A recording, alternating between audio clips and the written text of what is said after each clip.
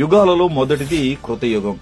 ధర్మం 4 పాదాలపై నడిచిన ఈ యుగాన్ని సత్యయుగం అని కూడా అంటారు. ఈ యుగంలో శ్రీమన్నారాయణుడు లక్ష్మీ సమేతుడై భూమండలాన్ని పరిపాలించాడు. దీని కాల పరిమాణం 17,28,000 సంవత్సరాలు. ఈ యుగంలో ప్రజలు ఎలాంటి బాధలు లేకుండా సుఖ సంతోషాలతో మంచి మానవత్వంతో నిస్వార్థంగా జీవించారు. ఎలాంటి అనారోగ్య సమస్యలు కూడా ఉండేవి కావు. మోసం, ఈర్ష్యాద్వేషాలకు ఈ యుగంలో చోటు లేదు. వర్ణాశ్రమ ధర్మాలలో భాగంగా దైవ కార్యాలు, యజ్ఞయాగాలు, ధ్యాన, యోగ ప్రక్రియలను నిర్వహించి మోక్ష సిద్ధిని పొందేవారు. ఈ కృతయుగంలో మనిషి 32 అడుగుల ఎత్తుతో ఇచ్చా మరణం అంటే తాను కోరుకున్నప్పుడే మరణం పొందేలా ఉండేది. ఈ యుగానికి రాజుగా సూర్యుడు, మంత్రిగా బృహస్పతి ఉండేవారు. సూర్యుడి ప్రభావంతో క్షత్రియులు, గురు ప్రభావంతో సద్బ్రాహ్మణులు జన్మించి ధర్మపాలన జరిగింది. సత్యయుగం నుండి కలియుగం వరకు ధర్మం, జ్ఞానం, మేధో సామర్థ్యం, భావోద్వేగం, శారీరక బలం క్రమంగా క్షీణించడం జరిగింది. ఈ యుగంలోనే విష్ణువు మత్స్య, కూర్మ, వరాహ, నరసింహస్వామి అనే 4 రూపాల్లో అవతరించాడు. కృతయుగం తర్వాత వచ్చేదే ఈ త్రేతాయుగం.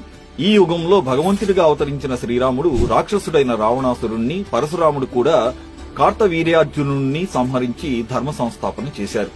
ఈ యుగ కాల పరిమాణం 12,96,000 సంవత్సరాలు. ఈ యుగంలో స్వార్థం, లోభం వంటి లక్షణాలు మానవుల్లో చేరడం ప్రారంభమైంది. బ్రాహ్మణ, క్షత్రియ, వైశ్య, శూద్రులనే వర్ణ వ్యవస్థ ఈ యుగంలోనే ప్రారంభమైంది. మానవుల సగటు ఎత్తు 21 అడుగులు, ఆయుర్దాయం 10,000 సంవత్సరాలుగా ఉండేది. ఈ త్రేతాయుగంలో రాజుగా కుజుడు, మంత్రిగా శుక్రుడు ఉన్నారు. కుజుడు యువకుడు, యుద్ధప్రియుడు, సుక్షత్రియుడు, బాహుబల పరాక్రమవంతుడు.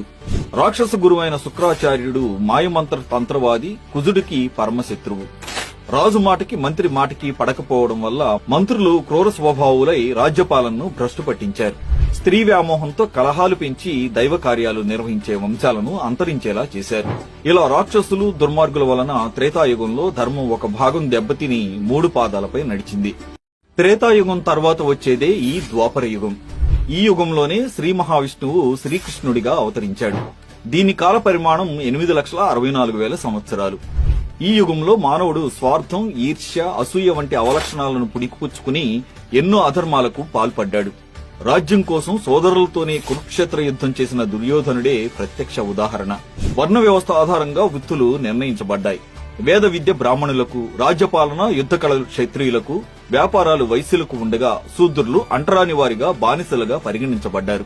వేదాలను ఋగ్వేదం, సామవేదం, యజుర్వేదం, అథర్వణ వేదం అనే 4 భాగాలుగా వర్గీకరించారు. ఈ వర్గీకరణ కారణంగా విభిన్న వృత్తులు, కార్యకలాపాలు ఉనికిలోకొచ్చాయి. ఈ యుగంలో మానవుడి ఎత్తు 10 అడుగులు, ఆయుర్దాయం 1000 సంవత్సరాలుగా ఉండేది. ద్వాపర యుగంలో రాజుగా చంద్రుడు, మంత్రిగా బుధుడు,